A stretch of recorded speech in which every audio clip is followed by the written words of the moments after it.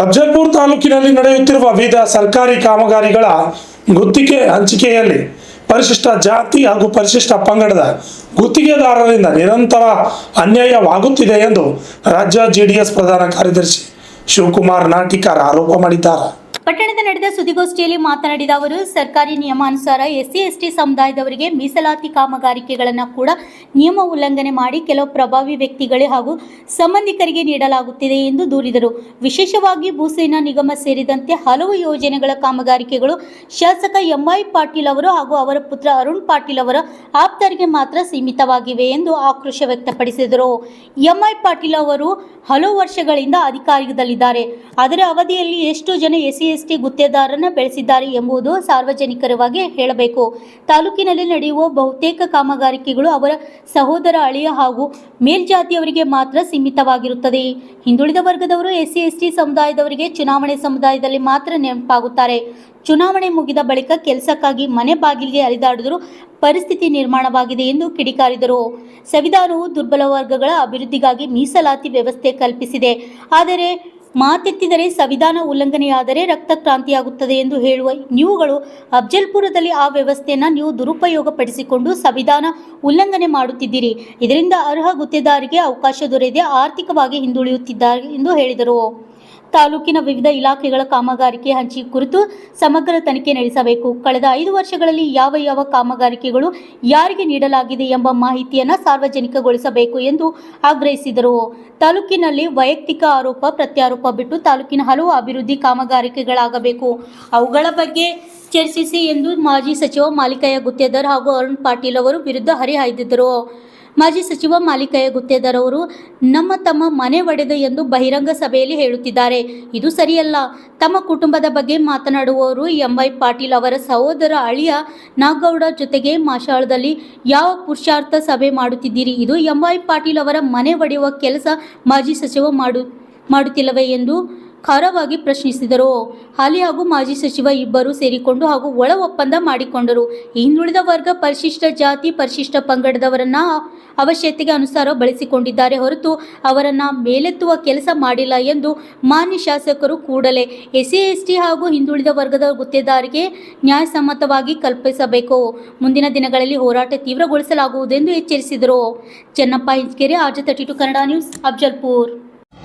ಇವತ್ತು ಪತ್ರಿಕಾಗೋಷ್ಠಿ ಮಾಡ್ತಾ ಇರುವ ಉದ್ದೇಶ, ಅಫಜಲ್ಪುರ್ ಮತಕ್ಷೇತ್ರದಲ್ಲಿ ಎಸ್ಸಿ ಎಸ್ಟಿ ಜನಾಂಗದವರಿಗೆ ಗುತ್ತಿಗೆ ನೀಡುವಂಥ ಕಾಂಟ್ರಾಕ್ಟರ್ ಕೆಲಸ ನೀಡುವ ವಿಚಾರದಲ್ಲಿ ಆಗುತ್ತಿರುವ ಅನ್ಯಾಯದ ಕುರಿತು ಇವತ್ತು ಒಂದಿಷ್ಟು ವಿಷಯಗಳನ್ನು ಮಾಧ್ಯಮದ ಮುಖಾಂತರ ಹಂಚ್ಕೋಬೇಕು ಅಂಥೇಳಿ ನಾನು ಇವತ್ತು ಪತ್ರಿಕಾಗೋಷ್ಠಿಯನ್ನು ಕರೆದಿರುವಂಥದ್ದು. ಪ್ರಜಾಪ್ರಭುತ್ವ ವ್ಯವಸ್ಥೆಯಲ್ಲಿ ಬಾಬಾ ಸಾಹೇಬ್ ಅಂಬೇಡ್ಕರ್ ಮೀಸಲಾತಿ ವ್ಯವಸ್ಥೆಯನ್ನು ತಂದಿದ್ದಾರೆ.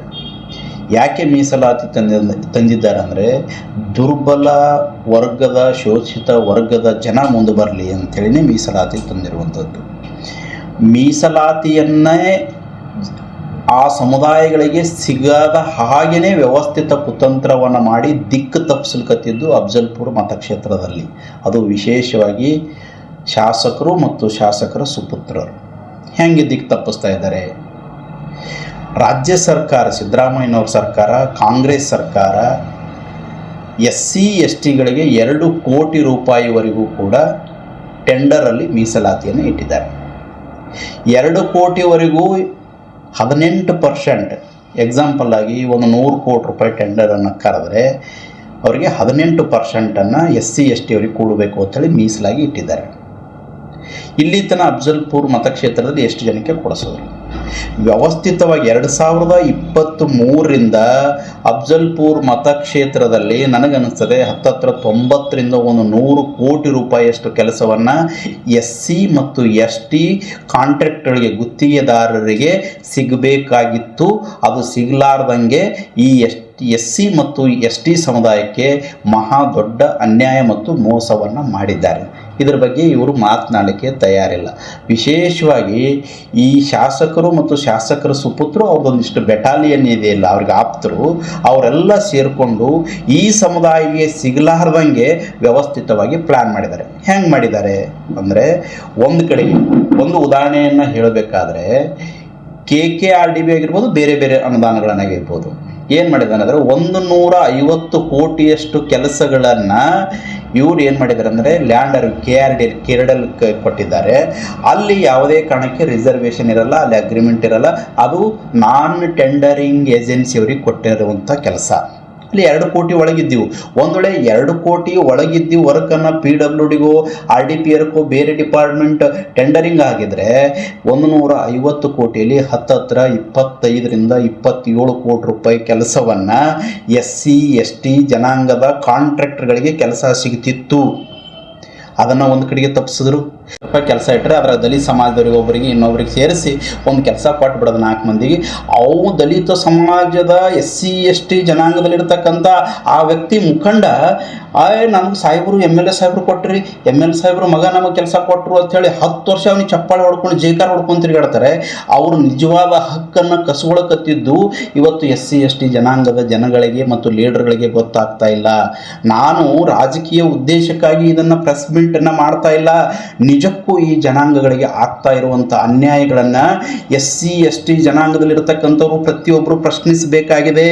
ಇವತ್ತು ನೋಡಿ 90ರಿಂದ 100 ಕೋಟಿ ರೂಪಾಯಿಟ್ಟು ನನಗನ್ನಿಸ್ತದೆ 2023ರಿಂದ 2020 ಇಲ್ಲಿವರೆಗೂ 3 ವರ್ಷ ಆಯಿತು.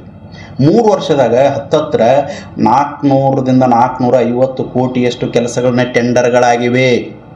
ಲ್ಯಾಂಡ್ ಆರ್ಮಿಗಳು ನಾನ್ ಟೆಂಡರಿಂಗ್ ಏಜೆನ್ಸಿ ಅವ್ರಿಗೆ ಕೊಟ್ಟಿದ್ದಾರೆ. ಅದರಲ್ಲಿ ಏನಾದರೂ 18% ಈ ಕಾಂಟ್ರಾಕ್ಟ್ಗಳು SC ST ಕಾಂಟ್ರಾಕ್ಟ್ಗಳಿಗೆ ರಿಸರ್ವ್ ಕೆಲಸ ಕೊಟ್ಟಿದ್ದರೆ ಇವತ್ತು ಹತ್ತಿರ 90ರಿಂದ 100 ಕೋಟಿ ರೂಪಾಯಿ ಕೆಲಸ SC ST ಕಾಂಟ್ರಾಕ್ಟರ್ಗಳಿಗೆ ಒಂದು 10-20 ಜನ ಆರ್ಥಿಕವಾಗಿ ಶಕ್ತಿವಂತರಾಗ್ತಿರು. ಅವರು ಕೂಡ ಮುಂದೆ ಬೆಳವಣಿಗೆ ಆಗ್ಲಿಕ್ಕೆ ಆರ್ಥಿಕ ಬೆಳವಣಿಗೆಗೆ ಅನುಕೂಲ ಆಗ್ತಾ ಇತ್ತು. ಅವರು ಕಾಂಪಿಟೇಷನ್ದಲ್ಲಿ ಬರ್ತಿದ್ರು. ಇವ್ರದ್ದು ಇನ್ನೊಂದು ಏನಿದೆ ಅಂದರೆ ಯಾಕೆ ಈ ಜನಾಂಗವನ್ನು ತಪ್ಪಿಸ್ತಾರೆ ಇವರು ಅಂದರೆ ಇವರಿಗೆ ಸಿಸ್ಟಮ್ ಒಳಗಡೆ ಬರಬಾರ್ದು. ಇವರು ಸಿಸ್ಟಮ್ ಒಳಗಡೆ ಬಂದರೆ ಎಲ್ಲ ಗೊತ್ತಾಗ್ತದೆ. ನಾಳೆ ಕಾಂಪಿಟೇಷನ್ ಮಾಡ್ತಾರೆ. ಇವರು ಕಾಂಪಿಟೇಷನ್ ಮಾಡಿಬಿಟ್ರೆ ನಮ್ಮ ಹಿಡಿತ ತಪ್ಪಿ ಹೋಗ್ತದೆ ಅಂಥೇಳಿ ಈ ಶಾಸಕರು ಮತ್ತು ಶಾಸಕರ ಸುಪುತ್ರರು ಮಾಡುವಂಥ ಬಹುದೊಡ್ಡ ಹುನ್ನಾರ ಈ SC ST ಜನಾಂಗಗಳನ್ನು ವ್ಯವಸ್ಥಿತವಾಗಿ ಹೆಂಗೆ ತುಳಿದು ಹಾಕ್ತಾ ಇದ್ದಾರೆ ಅನ್ನೋಕ್ಕೆ ಇದೊಂದು ಉದಾಹರಣೆ. ಮನುಷ್ಯನ ಆರ್ಥಿಕ ಬೆಳವಣಿಗೆ ಮಾಡಲಿಕ್ಕೆ ಇನ್ನೂ ಕೂಡ ಮುಂದಿನ ದಿನಮಾನದಲ್ಲಿ ಹಲವಾರು ವಿಚಾರಗಳಿದೆ, ಅಲ್ಲಿ ಮಾತಾಡ್ತೀನಿ. ಈ ಅಫ್ಜಲ್ಪುರ್ ಮತಕ್ಷೇತ್ರದಲ್ಲಿ ಯಾವ ಕಾಂಟ್ರಾಕ್ಟರ್ಗೆ ಹೆಂಗೆ ಬಳಸಿದ್ರು, ಯಾವ ಸಮುದಾಯದವರಿಗೆ, ಎಷ್ಟು ಹಿಂದುಳಿದ ವರ್ಗದವರಿಗೆ, ಕೆಳವರ್ಗದವರಿಗೆ, ಶೋಷಿತ ವರ್ಗದವರಿಗೆ ಹೆಂಗೆ ಇವರು ಹತ್ತಿಕ್ಕುವಂಥ ಕೆಲಸವನ್ನು ಮಾಡಿದ್ರು. ಮೂಗಿಗೆ ತುಪ್ಪ ಹಚ್ತಕ್ಕಂಥ ಕೆಲಸವನ್ನು ನಾವು ದಲಿತರ ಪರವಾಗಿದ್ದೀವಿ, ನಾವು ಹಿಂದುಳಿದವ್ರ ಪರವಾಗಿದ್ದೀವಿ, ನಾವು ಇಂಥವ್ರ ಪರವಾಗಿದ್ದೀವಿ ಅಂಥೇಳಿ ನಾಟಕಬಾಜಿ ಮಾತಾಡಿಕೊಂಡು ಸಮಯ ಸಂದರ್ಭ ಬಂದಾಗ, ಚುನಾವಣೆ ಬಂದಾಗ ಓಟ್ಗಳನ್ನು ತೆಗೆದುಕೊಂಡು ಇವತ್ತು ಅವರು ಇವತ್ತು ಕಾಂಗ್ರೆಸ್ ಶಾಸಕರಿದ್ದಾರೆ ಅಫ್ಜಲ್ಪುರದಲ್ಲಿ. ಕಾಂಗ್ರೆಸ್ ಸರ್ಕಾರ ಮಾಡಿದಂಥ ಆದೇಶನೇ ಇವರು ಪಾಲಿಸ್ಲಿಕ್ಕೆ ತಯಾರಿಲ್ಲ. ಅಂಬೇಡ್ಕರ್ ಅವರು ಸಂವಿಧಾನಕ್ಕೆ ಮುಟ್ಲಿಕ್ಕೆ ಬಂದರೆ ರಕ್ತಪಾತ ಆಗ್ತದೆ ಅಂತ. ಮತ್ತು ಸಂವಿಧಾನ ಉಲ್ಲಂಘನೆ ಮಾಡ್ಲಿಕ್ಕತ್ತಿದ್ದು ನೀವೇ ಅಲ್ಲ, ಯಾರಿಗೆ ರಕ್ತಪಾತ ಮಾಡ್ತೀರಿ? ನಾನು ಹೇಳುತ್ತಾ ಇರ್ತಕ್ಕಂಥ ಉದ್ದೇಶ ಇಷ್ಟೇ. ನನಗೆ ಜಾತಿಯ ಸಂಘರ್ಷಗಳು ಇನ್ನೊಂದಲ್ಲ, ಸಾಮಾಜಿಕ ನ್ಯಾಯದ ತಳಹದಿಯ ಮೇಲೆ, ಬುದ್ಧ, ಬಸವ, ಅಂಬೇಡ್ಕರ್ ಅವರ ಸಿದ್ಧಾಂತದ ಮೇಲೆ ವ್ಯವಸ್ಥೆಯನ್ನು ನಡೀಬೇಕಾಗಿದೆ. ಸಾಮಾಜಿಕ ನ್ಯಾಯದ ತಳಹದಿ ಮೇಲೆ ಎಲ್ಲರಿಗೆ ಸಮಾನವಾದಂಥ ಅವಕಾಶಗಳನ್ನು ಸಿಗಬೇಕಾಗಿತ್ತು. ಆ ಹಕ್ಕನ್ನು ಸಿಗಲಿ ಅಂತಕ್ಕಂಥದ್ದು ನನ್ನ ಆಗ್ರಹ. ನಾನು ಶಾಸಕರಿಗೆ ಆಗ್ರಹ ಮಾಡ್ತಾ ಇದ್ದೀನಿ. SC ST ಜನಾಂಗದ ಕಾಂಟ್ರಾಕ್ಟರ್ಗಳಿಗೆ ನೀವು ಅನ್ಯಾಯ ಮಾಡ್ತಾ ಇದ್ದೀರಿ. ನೀವು ಯಾವುದೇ ಕಾರಣಕ್ಕೆ ಅವರಿಗೆ ಕೆಲಸ ಸಿಗಲಾರ್ದಂಗೆ ದಿಕ್ಕು ತಪ್ಪಿಸ್ತಕ್ಕಂಥ ಕೆಲಸ ಮಾಡ್ತಾ ಇದ್ದೀರಿ. ಅವರಿಗೆ ನೀವು ಕೆಲಸ ಕೊಡಿಸ್ತಕ್ಕಂಥ ಆ ಮೀಸಲಾತಿಯನ್ನು ಜಾರಿಗೆ ಬರ್ತಕ್ಕಂಥ 18% SC ST ಕಾಂಟ್ರಾಕ್ಟರ್ಗಳಿಗೆ ಏನು ಕೆಲಸ ಮೀಸಲಿರಬೇಕಲ್ಲ ಅದು ಕೊಡಿಸ್ತಕ್ಕಂಥ ಕೆಲಸ ನೀವು ದಯವಿಟ್ಟು ಮಾಡಬೇಕು ಅಂಥೇಳಿ ನಾನು ಆಗ್ರಹ ಮಾಡ್ತಾ ಇದ್ದೀನಿ. ಮಾಡದೇ ಹೋದರೆ ಮುಂದಿನ ದಿನಮಾನದಲ್ಲಿ ನಾನು ಹೋರಾಟಕ್ಕೆ ಅಣಿ ಆಗಬೇಕಾಗ್ತದೆ ಅಂತಕ್ಕಂಥ ಮಾತು ಭಾಷಣ ಮಾಡಿದ್ದಾರೆ ಹೊರತು ಅವರು ಕಳಕಳಿಯಿಂದ ನಿಜವಾಗ್ಲೂ ಇಲ್ಲಿ ಇದು ಅಭಿವೃದ್ಧಿ ಮಾಡಬೇಕಂತಿಲ್ಲ. ಇದ್ದರೆ ಗೊತ್ತಾಗ್ತಿತ್ತು ಹೊಸ ಯೋಜನೆಗಳು ಏನು ತರ್ತಿದ್ರು. ಅಫ್ಜಲ್ಪುರಕ್ಕೆ ರೆಗ್ಯುಲರ್ ಬರಫ್ ಫಂಡ್ ಬಿಟ್ಟರೆ ಹೊಸ ಯೋಜನೆಗಳು ಈ 3 ವರ್ಷನಾಗ ಈ ಸರ್ಕಾರದಾಗ ಯಾವುದೂ ಕೂಡ ಕೊಟ್ಟಿಲ್ಲ. ಇಂಥದ್ದು ಕೊಟ್ಟಾರ ಅಂತ ಹೇಳಿ ಸುಮ್ಮನೆ ಏನೋ ಸಣ್ಣ ಪುಟ್ಟು 4 ಲಕ್ಷ 10 ಲಕ್ಷ ಯಾವುದೇ ಒಂದು ಏನಾರು ಕೊಟ್ಟಿರಬೇಕು. ಮೊನ್ನೆ ಏನೋ ಒಂದು ಕಾರ್ಮಿಕರ ಶಾಲೆ ಅವು ಫಾರ್ಮಾಲಿಟಿ ಇರ್ತವೆ ಮಾಡಿರ್ತಾರೆ ಅಷ್ಟೇ. ವಿಶೇಷವಾಗಿ ಅಭಿವೃದ್ಧಿ ಬಗ್ಗೆನೇ ಹೌದು ಒಂದು ಕೆರೆ ಇಟ್ಟಿದ್ದಾರೆ ಇವರು. ಕೆರೆ ಒಂದರೆ ಅಭಿವೃದ್ಧಿ ಮಾಡ್ಯಾರ. ಎಲ್ಲ ಕೆರೆಗಳು ಒಂದು ಹೇಳ್ರಿ, ಮಾಜಿ ಹಾಲಿ ಶಾಸಕರು ಇಬ್ಬರು ಒಂದೇ ಪಕ್ಷದಾಗಿದ್ದೀರಿ, ಒಂದು ಮಾಡಲ್ ಕೆರಿ ಮಾಡೀವ್ರಿ, ಎಷ್ಟು ಚಂದ ಮಾಡಿ ಬಂದು ನೋಡ್ರಿ ನಾಟಿಕರ ತನಪ್ಲೆ ಹೇಳ್ರಿ, ತಾಲೂಕಿನ ಜನ ಬಂದು ನೋಡ್ಲಿ ಕರೆಕ್ಟ್ ಕೊಡು ನೋಡೋಣ, ಎಲ್ಲಿ ಇಟ್ಟಿರಿ ಕೆರೆ, ಏನು ಮಾಡಿರಿ ನೀವು? ನಡುವರ ಮುಳ್ಳು ಹಚ್ಕೊಂಡು ಕೂತೀರಿ, ಇದು ಬಿಟ್ಟರೆ ಏನಲ್ಲದ ಅದು ಮುಳ್ಳು ಹಚ್ಚಿರೋ ಪುಣ್ಯಾತ್ಮನ ಅಂತ ಹೇಳಿದ್ರು ಜಾಗರಾಗಿ ಅದು ತೆಗ್ಸಲ್ಲ ನೀವು. ಒಂದು ಜಾಳಿಗೆ ಹಾಕ್ಲಿಕ್ಕಾಗಲ್ಲ ರೀ, ಒಂದು 25,000 ಖರ್ಚು ಮಾಡಿದ್ರೆ ಜಾಳಿಗೆ ಹಾಕಿಬಿಡ್ಬೋದು, ಅದಕ್ಕೆ ಮುಳ್ಳು ಇಟ್ಟರೆ ಆ ಮುಳ್ಳು ಮುರಿದು ಬಂದ ಇದು ಬಿದ್ದರೆ ಅದನ್ನು ಚುಚ್ಕೊಂಡು ತಿರುಗಾಡ್ಬೇಕು ಮಕ್ಕಳು ಹೆಣ್ಮಕ್ಳು ಚಲೋರು ಯಾರು. ಇಂಥ ದುಸ್ಥಿತಿ ಪರಿಸ್ಥಿತಿಯಾಗಿದ್ದೀವಿ. ಬಜೆಟ್ ಬಂದಿಲ್ಲತ್ತಲ್ಲ, ವರ್ಷಕ್ಕೇನು ಇಲ್ಲ ಅಂದರೆ ಮಿನಿಮಮ್ 25 ಕೋಟಿ ರೂಪಾಯಿ ಅಫ್ಜಲ್ಪುರ್ ಮತಕ್ಷೇತ್ರದಾಗ SC ಮತ್ತು ST ಕಾಂಟ್ರಾಕ್ಟ್ಗಳಿಗೆ ಕೆಲಸ ಸಿಗ್ತವೆ.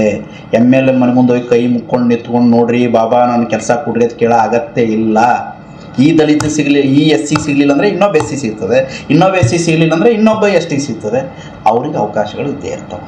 ಇವರು ಬರೀ 5 ಲಕ್ಷ ಕೆಲಸಕ್ಕೆ 5 ವರ್ಷ ಒತ್ತಿ ಬೀಳ್ತಾರೆ ನಮ್ಮ ಜನಾಂಗ. SC ST ಜನಾಂಗ 5 ಲಕ್ಷ ಕೆಲಸಕ್ಕೆ ಇವ್ರ ಬಳಿ 5 ವರ್ಷ ಒತ್ತಿ ಬೀಳ್ತಾರೆ. ಇವ್ರು 100 ಕೋಟಿ ತಮ್ಮ ನ್ಯಾಯಯುತವಾಗಿ ಮೀಸಲಾತಿ ಸಂವಿಧಾನದಲ್ಲಿ ಅವಕಾಶ ಇದ್ದಿದ್ದು ತಗೊಳ್ಳೋಕ್ಕೆ ಇವ್ರು ಪ್ರಶ್ನೆ ಮಾಡೋಕ್ಕೆ ತಯಾರಿಲ್ಲ. ಇದಕ್ಕೇನು ಅನ್ಬೇಕು ನಾವು?